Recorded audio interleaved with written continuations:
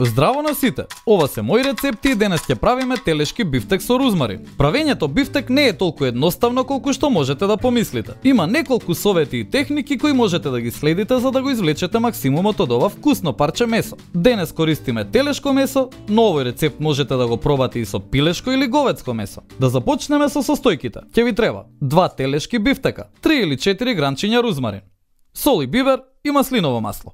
Прво што треба да направите е да ставите неколку гранчиња рузмарин во маслиново масло и да ги оставите да отстојат преку ноќ.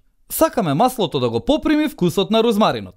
Земете ги парчињата бифтек, ставете ги во чинија, зачинете ги со сол и бибер од двете страни пред да ги прелиете со маслото со рузмарин, а потоа оставете ги да се маринираат 30 до 40 минути. Време е за грил.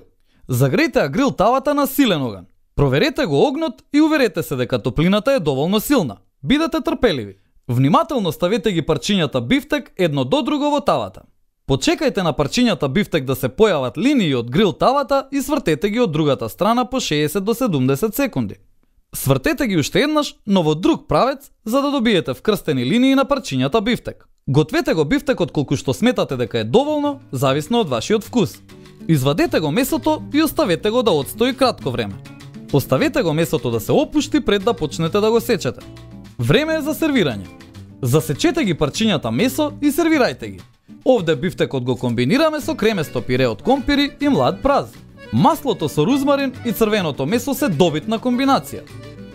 И не заборавај, на сите ни е потребна идеја во кујната.